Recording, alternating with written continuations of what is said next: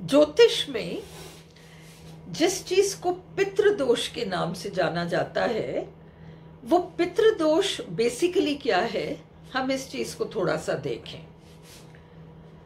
पितृदोष एक बहुत broad term है, वो कोई स्पेसिफिक चीज नहीं है कि ऐसा ग्रह कॉम्बिनेशन हो तो वह पितृदोष है और ऐसा हो तो पितृदोष है, वो वाली बात नहीं है। कुंडली में जब ग्रहों की स्थिति कुछ इस प्रकार की होती है कि ग्रह जो वास्तव में इंडिकेट कर रहे हैं और व्यक्ति जो समस्या बाहर बता रहा है वो कहीं मैच नहीं कर रहा।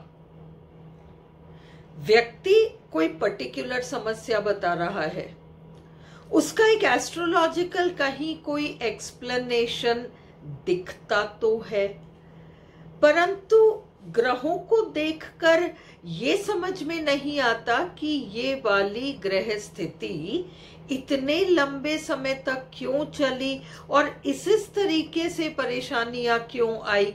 ये कहीं पर जो इंफॉर्मेशन हॉरोस्कोप में है और जो व्यक्ति बाहर कह रहा है ज्योतिषी को, इसमें कहीं एक मैच नहीं मिल पा रहा। इसलिए ऐसी स्थितियों में उस व्यक्ति को कहा जाता है कि ये हो न हो तुम्हारे पितृ तुमसे नाराज हैं और पितरों की शांति कराना ठीक रहेगा। अब पितृदोष फिर है क्या? किस चीज को देखकर ज्योतिषी ने कहा कि कुंडली में पितृदोष है? कुंडली में पितृदोष एक्चुअली कोई स्पेसिफिक दोष नहीं है, पर प्लैनेट्स का कुछ कठिन या कॉम्प्लिकेटेड प्लेसमेंट हो। इसमें मूल रूप से पितृदोष दर्शाने वाले ग्रह होंगे शनि, राहु केतु और चंद्रमा। ये जो प्लैनेट्स हैं, चंद्रमा हमारे इमोशनल माइंड का प्रतीक है, इसलिए चंद्रमा को तो हर चीज में देखा जाता है। और ये जो हार्ड प्लैनेट्स हैं जिनको कि हम लोग कार्मिक प्लैनेट्स कहते हैं, शनि है, राहु है, केतु है, ये जो कार्मिक प्लैनेट्स हैं, इनको और चंद्रमा को देखकर हॉरोस्कोप के लिए जनरली ये बात कही जाती है कि ये पितृदोष कुंडली है। देखा जाए तो किसी भी तरह का कोई भी प्रॉब्लम हो व्यक्ति के लाइफ में, वो पितृ जनित ही है, इसमें कहीं कोई डाउट नहीं है। सब कुछ पितृ रिलेटेड ही है, क्योंकि बेसिकली प्रॉब्लम बाहर से नहीं आई है। बेसिकली व्यक्ति के जीवन में जो प्रॉब्लम आज दिखाई पड़ रही है वो उसी के अंदर के इंफॉर्मेशन से रिलेटेड है। और व्यक्ति के अंदर जो इंफॉर्मेशन है वो एंसेस्ट्रल इंफॉर्मेशन है, पितृ रिलेटेड इंफॉर्मेशन है। और इसलिए किसी भी तरह की कोई भी प्रॉब्लम हो वो पितृ जनित ही है, और पितृ जनित कोई भी प्रॉब्लम समाधान तो मांगेगी। अब हम ये देखें कि पितृदोष के नाम पर कौन सी लाइफ सिचुएशंस को देखकर हम आइडिया लगा सकते हैं कि संभवतः पितृदोष है। परिवार में अगर मैडनेस है, मेंटल केसेस हैं, सिवियर केसेस ऑफ डिप्रेशन है,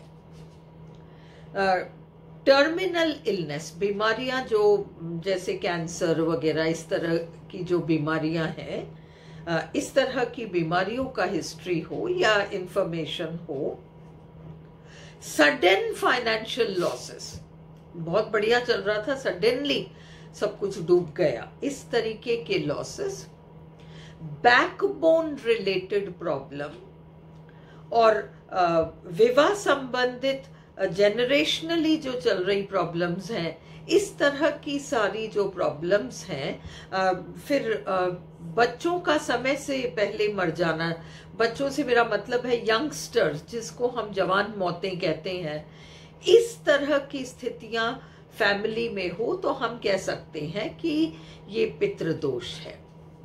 तो पितृदोष बेसिकली ज्योतिषी के अकॉर्डिंग वो एक ऐसी प्रॉब्लमैटिक सिचुएशन है जिसके लिए समाधान कुछ ऐसा करना पड़ेगा, पितृ संबंधित कोई कार्य करना पड़ेगा जिससे कि पितृ शांत हो जाए और वो प्रॉब्लम ठीक हो जाए। जो ज्योतिषी पितृदोष की बात कर रहे हैं वो बिल्कुल सही कह रहे हैं, है तो सारी प्रॉब्लम्स पितृ संबंधित। आप किसी भी तरह की प्रॉब्लम पूछें, आप ये पूछें कि भाई मेरा बेटा इतना अच्छा पढ़ा लिखा, इतनी अच्छी उसकी सारी बातें हैं, पर उसकी जॉब नहीं लग रही, तो ये भी पितृ रिलेटेड है। अगर आप कहते हैं कि मेरी बेटी हर तरह से इतनी बढ़िया, इतनी सुंदर, इतना सब कुछ पॉजिटिव है, शादी नहीं हो पा रही, तो वो भी पितृ है। अगर आप कहते हैं शादी के इतने साल हो गए अभी तक भी संतान नहीं है, तो वो भी पितृ है। तो पितृ, सारी ही प्रॉब्लम्स पितृ रिलेटेड है। परंतु जब हम पितृ शांति की बात करते हैं तो फिर किस चीज की आवश्यकता होती है, हम थोड़ा सा बस इस बात पर नजर डालें। जब हम किसी भी ज्योतिषी पर या किसी पर भी बहुत विश्वास करते हैं, और ना केवल हम किसी पर्टिकुलर ज्योतिषी पे विश्वास करते हैं, हमारा उन चीजों पर भी विश्वास है कि ऐसा करने से प्रॉब्लम खत्म हो सकता है, या किसी पंडित के द्वारा बताई गई किसी अच्छे उपाय से ये प्रॉब्लम ठीक हो सकती है, और हम फिर उस व्यक्ति पर बहुत एक फेथ रखते हैं और हम उस व्यक्ति से पूछते हैं, तो व्यक्ति जो हमें समाधान बताएगा वो समाधान 100% काम करेगा, क्योंकि बेसिकली समाधान काम नहीं कर रहा, बेसिकली आपका विश्वास काम कर रहा है। और आपका विश्वास इतना पावरफुल है कि वो व्यक्ति आपको समाधान के नाम पर जो भी उचित बताए, क्योंकि वो व्यक्ति भी ज्योतिषी है, तो आपको कोई प्रॉपर जो उसको समझ में आ रहा है वो उपाय आपको बताएगा कि आप वहां जाकर ये कराएं, यहां जाकर वो कराएं।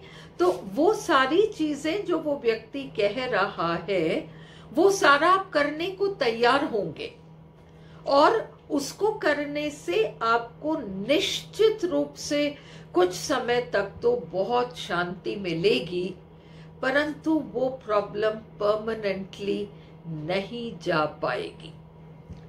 हमें इस समाधान या उपाय के संदर्भ में दो बातें ध्यान रखनी है।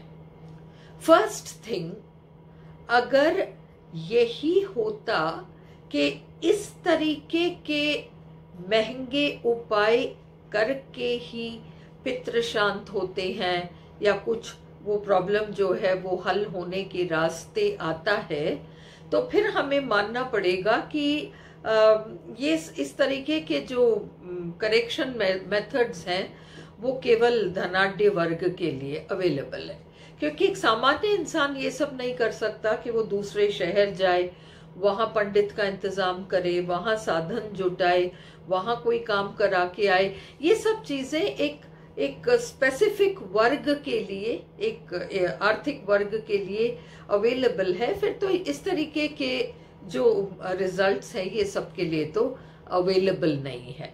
और अगर हम ईश्वर की कल्पना प्रॉपर तरीके से करें तो हमें समझना होगा कि ईश्वर संभवतः इस तरीके के समाधान को नहीं, ये ईश्वर से रिलेटेड समाधान नहीं है, ये हमने हमारे मानसिक शांति के लिए कुछ इस तरीके के बना रखे हैं कि ऐसा कर लो, वैसा कर लो, और व्यक्ति उस व्यक्ति का कहना मान के ऐसा या वैसा कर लेता है, तो डेफिनेटली उसको कुछ समय के लिए बहुत रिलीफ मिल जाता है, पर आगे पीछे वो प्रॉब्लम किसी नए सिरे से, नए तरीके से सिर उठाए बगैर नहीं रहेगी। क्योंकि जिसे हम पितृदोष कहते हैं, या कोई भी, आप उसको कोई भी नाम दें, मेरा मानना है और मेरा कहना है कि किसी भी तरह की प्रॉब्लम पितृजनित है। तो ये प्रॉब्लम ऐसे नहीं जाएगी। इस प्रॉब्लम के जाने का रास्ता एक ही है। क्या है वो रास्ता? हमें ऐसे में ध्यान रखना पड़ेगा कि हम जिस प्रॉब्लम को आज फेस कर रहे हैं लाइफ में, ये कहीं ना कहीं हमारे फैमिली हिस्ट्री में मौजूद है। या तो डायरेक्टली हमारे पेरेंट्स, या हमारे ही लाइन में कहीं पर भी ये प्रॉब्लम खड़ी रही है पहले, और इस बात की इंफॉर्मेशन हमारे अंदर है। क्योंकि वो इंफॉर्मेशन हमारे अंदर है, इसलिए आज ये प्रॉब्लम हमारे बाहर हमको दिखाई पड़ रही है। सबसे पहले तो हमको ये मानना पड़ेगा। दूसरी बात, उस पितृजनित जो प्रॉब्लम है उसको समझने के लिए हमको ये समझना पड़ेगा कि वो पुरानी स्थिति आज जो लौट कर हमारी लाइफ में आई है, हमारी लाइफ में पहली बार आई होगी। पर अगर हम हमारा फैमिली हिस्ट्री देखें तो हमारी हिस्ट्री में 100% ये प्रॉब्लम मौजूद रही है। तो फिर हमें क्या करना पड़ेगा? हमें हमारी हिस्ट्री को थोड़ा सा टटोल कर देखना पड़ेगा। इसीलिए मैं ये तरीका अपनाती हूँ कि मैं पूछती हूँ कि एज 3 या 5 या 7, इस एज तक आपको कुछ याद है? फिर 23 से 30 साल तक आपके साथ क्या हुआ वो कहीं कुछ याद है? उन चीजों को बेस बनाकर कंस्ट्रक्ट किया जाता है कि प्रॉब्लम एक्चुअली क्या चीज है। उसमें टाइम लगता है पर वो प्रॉब्लम पता चल जाती है। तो बेसिकली हमें ये करना है कि हमारे फैमिली हिस्ट्री में हमें जाना है, और हमारी फैमिली हिस्ट्री में हमें कोई ऐसी सिचुएशन ढूंढनी है जहां पर ये प्रॉब्लम थोड़ी सी शक्ल बदलकर मौजूद जरूर रही है, और अब हम उस करंट प्रॉब्लम को सॉल्व करने के लिए सिर्फ इतना सा देखें कि जिस पीढ़ी में ऐसी की ऐसी प्रॉब्लम खड़ी थी, उस जनरेशन में क्या नहीं हो पाया था। ये कि ये प्रॉब्लम प्रीवियस किसी जनरेशन में थी, अब उस जनरेशन के बारे में हमें इंफॉर्मेशन हो तो उस स्थिति में किसने क्या किया और कौन क्या नहीं कर पाया, कौन क्या नहीं कर पाया जो कि उसको करना चाहिए था, ये चाबी है हमारे लिए। इसको बेस बनाकर अब हमें देखना पड़ेगा कि करंट सिचुएशन को कैसे ठीक किया जा सकता है। सपोज आज जिस स्थिति का हम सामना कर रहे हैं वो प्रीवियस हमारे हिस्ट्री में एक ऐसे जनरेशन, मान लीजिए दादा दादी, नाना नानी, इस तरीके के जनरेशन में रही है, और वो लोग तो अब अवेलेबल ही नहीं है। तो क्योंकि वो लोग अवेलेबल नहीं है तो अब इस चीज को डील करने का तरीका अलग हो जाएगा। परंतु वर्तमान में जो समस्या है वो कि वो समस्या अगर पेरेंट्स के साथ रही है तो फिर उसका करेक्शन पेरेंट्स के माध्यम से हो जाता है तो ये पितृ, इसलिए कि पेरेंट्स के जो पेरेंट्स हैं या उनकी जो हिस्ट्री है, कहीं ना कहीं सिमिलर सिचुएशंस रही हैं जिनका व्यक्ति को पता हो या ना हो। पर ये तो है कि इस तरह की इंफॉर्मेशन फैमिली में मौजूद रही है। और अगर वर्तमान समस्या जो भी जनरेशन फेस कर रही है, उससे पहले की पीढ़ी में कुछ सिमिलर कंडीशंस मौजूद रही हैं, तो उस प्रीवियस जनरेशन के मैटर्स को थोड़ा सा बैलेंस में लाकर ये करंट जनरेशन की प्रॉब्लम को बिल्कुल ठीक किया जा सकता है। ये पितृदोष को ठीक करना ही है, क्योंकि फाइल्स एंड फोल्डर्स ही पितृ हैं। आपके पितृ आपसे नाराज है का सीधा सीधा मतलब एक ही है। मतलब ये है कि वो पीढ़ी जो काम नहीं कर पाई, अब आपसे उम्मीद की जा रही है कि आप उसे करो। ये है पितरों का नाराज होना। जो काम प्रीवियस जनरेशन को करना चाहिए था, जो लिविंग नहीं है आज, जो लिविंग नहीं है, नॉन लिविंग है, जो ऑलरेडी बीत चुका है, वो लोग, वो पितृ हैं और वो नाराज हैं का मतलब है कि वो इस प्रॉब्लम के संदर्भ में जो काम नहीं कर पाए, जो स्टेप नहीं ले पाए, आज आप उसे लें। अगर जनरेशन अभी जीवित है, तो वो जनरेशन अगर इस मामले में अपने आप को बैलेंस में ले आती है, तो 100% नेक्स्ट जनरेशन बैलेंस में ऑटोमेटिकली आएगी। उसमें ज्यादा मेहनत अगली जनरेशन के साथ नहीं करना पड़ेगा। ये भी 100% सत्य है। इसलिए करंट सिचुएशन का प्रॉपर एनालिसिस, वो जो एज ग्रुप 23 to 30 है, उसको प्रॉपरली स्टडी करके ही समझा जा सकता है कि करंट प्रॉब्लम कहां से और किस रूप में आई है।